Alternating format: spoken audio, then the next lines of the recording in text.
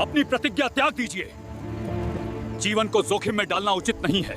परंतु राजकुमार रतन सिंह ने जब एक बार तीर तरकश से निकल जाता है तो वो कभी वापस नहीं लौटता।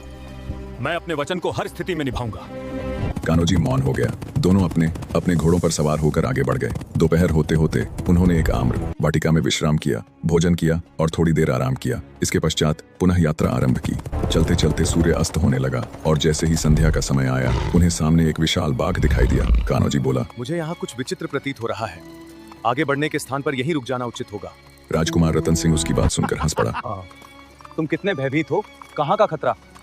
देखो ये स्थान कितना हरा भरा और शांत है। कान्होजी बोला, आप माने या ना माने, मुझे प्रतीत हो रही है कि यहाँ कोई रहस्य छिपा है। परंतु राजकुमार ने उसकी बात नहीं मानी और अपने घोड़े को बाग के फाटक के भीतर बढ़ा दिया। अंदर प्रवेश करते ही दोनों की स्थिति ऐसी हो गई मानो किसी ने उनके शरीर से सारा रक्त निकाल लिया हो। भय से उनका शरीर कांप उठा। वातावरण पूर्णतः परिवर्तित हो चुका था। कुछ न कुछ अवश्य ही असामान्य था। कान्होजी ने कहा, मैंने पहले ही कहा था कि यहाँ रुकना उचित नहीं है। अब परिणाम देख लिया। राजकुमार बोला, अब यह सब छोड़ो, यह सोचो कि हमें क्या करना चाहिए। कान्होजी बोला, एक ही उपाय है। घोड़ों को इन वृक्षों से बांध देते हैं और किसी ऊंचे वृक्ष पर चढ़कर बैठ जाते हैं।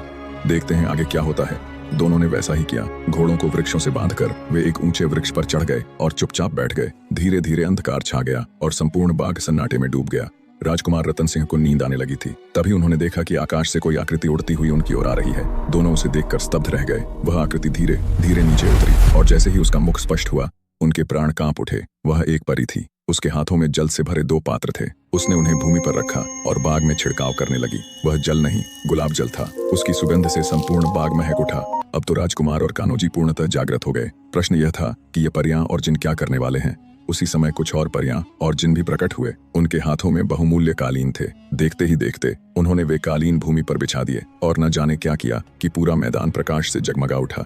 अब तो राजकुमार रतन सिंह और कान्होजी के प्राण मानो कंठ में अटक गए। इतनी तीव्र प्रकाश में तो कोई भी उन्हें देख सकता था। उस जगमगाहट के मध्य उन्हें एक और अद्भुत दृश्य दिखाई दिया। एक दिशा से दुग्ध के समान श्वेत फव्वारे फूटने लगे और उनकी आभा से संपूर्ण बाग। इससे आगे का पार्ट देखने के लिए चैनल को सब्सक्राइब करें और कमेंट में नेक्स्ट पार्ट लिखें।